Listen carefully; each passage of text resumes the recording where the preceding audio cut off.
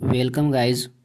जैसा कि आप लोगों ने मेरा पिछले वीडियो अवश्य देखा होगा गाइज, मैं एक सीरीज चला रहा हूं जिसमें मेरा लक्ष्य है 100 में 100 लाने का। तो मैं आज उसी को आगे बढ़ाते हुए और रियल्स नंबर तो ख़त्म कर चुका हूं। मैं मेरे द्वारा तैयार किया गया जो बुक है उसी का सॉल्यूशन कराता हूं। तो आइए मैं बात करता हूं बहुपद के बारे में। आज यही बुक है, तो क्लास 10th के लिए बहुत ही इम्पोर्टेंट बुक है। तो मैं बात करने जा रहा हूँ अब हमारे बहुपद चैप्टर का, जो सेकंड चैप्टर होगा। आइए तो देखते हैं।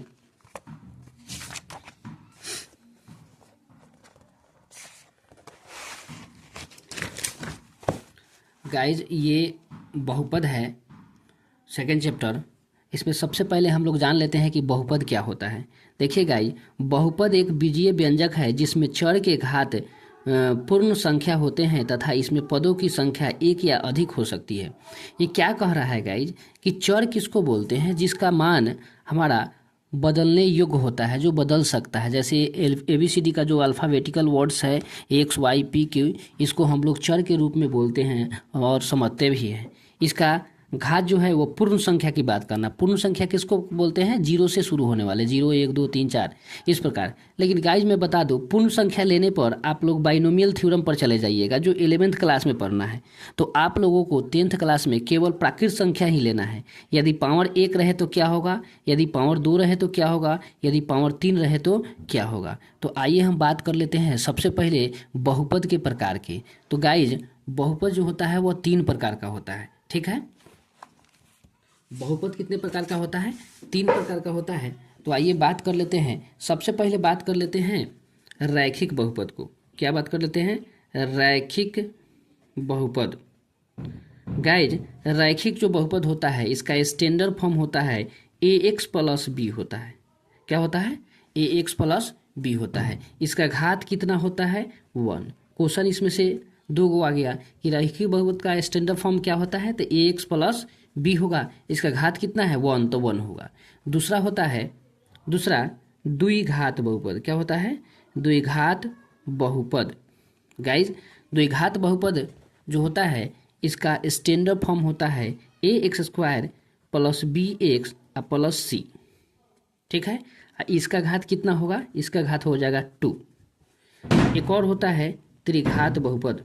त्रिघात लिख दिए बहुपद। गाइज, इसका स्टैंडर्ड जो फॉर्म होता है AX³ plus BX² plus CX plus D होता है। इसका घात कितना होता है? 3 होता है। तो क्वेश्चन पूछेगा कि रैखिक बहुपद का घात कितना होता है, तो 1 बोलेंगे। द्विघात बहुपद को बोलेगा तो 2 बोलेंगे। त्रिघात बहुपद बोलेगा तो 3 बोलेंगे। गाइज, इस सब में ए के जगह पर हम 0 नहीं रख सकते हैं, क्योंकि ए के जगह पर 0 रखने से ये क्या हो जाएगा अगर यहाँ पर 0 रखिएगा तो रैखिक बहुपद बन जाएगा, यहाँ पर 0 रखिएगा तो द्विघात बहुपद बन जाएगा, यहाँ पर 0 रखिएगा तो यहाँ पर इन तीनों में से खत्म हो जाएगा। वो जो बात कर रहे थे हम लोग, पूर्ण संख्या x के पावर 0 के फॉर्म में आ जाएगा। तो आइए, ये तो तीनों आई होप आप लोग समझ लिए होंगे। यहाँ से ऑब्जेक्टिव यहाँ पर देख लीजिएगा, ठीक है। अब हम लोग बात कर लेते हैं कि रैखिक बहुपद में गाइज द्विघात बहुपद के लिए बात करेंगे। तो किस में बात करेंगे? द्विघात बहुपद, ठीक है। गाइज, इससे पहले हम लोग रैखिक बहुपद के बारे में बात कर लेते हैं। एक ही याद रखना है आप लोगों को रैखिक बहुपद में। क्या याद करना है? रैखिक बहुपद में एक ही याद रखना है। रैखिक बहुपद में शून्यकों का योग क्या होता है? अगर शून्यकों का योग, यदि शून्यक अल्फा हो और बीटा हो, तो अल्फा प्लस बीटा का जो मान होता है -b/a होता है। क्या होता है? -b/a।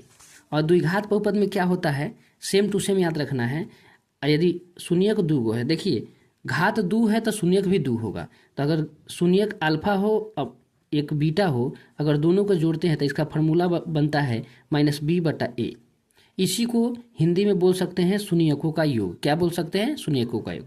और शून्यकों का गुणनफल क्या होता है? c/a। क्या होता है? c/a। ये बहुत ही इंपॉर्टेंट फार्मूला है, इसके बिना क्वेश्चन आप लोग नहीं बना सकते हैं। नेक्स्ट है, अब इसका स्टैंडर्ड फॉर्म तो हम लोग लिख लिए हैं ऊपर, और यहाँ पर फार्मूला भी लिख दिए, अल्फा प्लस बीटा बराबर -b/a, अल्फा इंटू बीटा बराबर c/a। अब यहाँ पर बात कर लेते हैं फार्मूला की। किसका? फार्मूला की बात कर लेते हैं। तो द्विघात बहुपद जो होता है वो क्या होता है, जब हमको ये दोनों पता हो, जब ये दोनों पता हो तो इसका फॉर्मूला क्या होता है गाइज, लिख लेंगे एक्स स्क्वायर कोस्ट में या माइनस कोस्ट में alpha plus beta into x plus alpha into beta. ये कब होगा, जब आपको ये दोनों पता हो और द्विघात बहुपद निकालना हो तो ये वाला फार्मूला लगाएंगे। ठीक है, आई होप गाइज समझ में आ गया होगा। ठीक है, ये बहुत ही इंपॉर्टेंट है, आप देख लीजिएगा। तो आइए अब बात कर लेते हैं हम लोग त्रिघात बहुपद का। किसका बात करेंगे, त्रिघात बहुपद का। गाइज त्रिघात है तो आपको पता है कि त्रिघात है तो कितने शून्यक होंगे, 3 शून्यक होंगे। क्या होगा शून्यक, अल्फा बीटा गामा। अगर मान लेते हैं त्रिघात बहुपद का तीनों शून्यक अल्फा बीटा गामा हो तो तीनों को अगर जोड़ दे alpha plus beta plus gamma क्या होगा त्रिघात बहुपद में, तो -b/a ही होगा। दूसरा क्या होगा, alpha into beta plus beta into gamma plus gamma into alpha जो होगा वो c/a होगा। क्या होगा गाइज, c/a। अगर लास्ट है अल्फा बीटा गामा, इसका होता है -d/a। जब ये तीनों मालूम हो, बोला जाए कि त्रिघात बहुपद निकाले तो कैसे निकालेंगे गाइज, इसको कैसे निकाला जाएगा, आइए बात कर लेते हैं। ये तीनों मालूम हो त्रिघात बहुपद में तो हम लोग कैसे निकालेंगे, आइए बात कर लेते हैं। तो यहाँ लिखते हैं हम त्रिघात बहुपद बराबर क्या होगा formula, x³ minus alpha plus beta plus gamma into x square plus alpha beta plus beta gamma plus gamma alpha into x. इसके बाद होगा माइनस अल्फा बीटा गामा। ठीक है, ये रहा गाइज।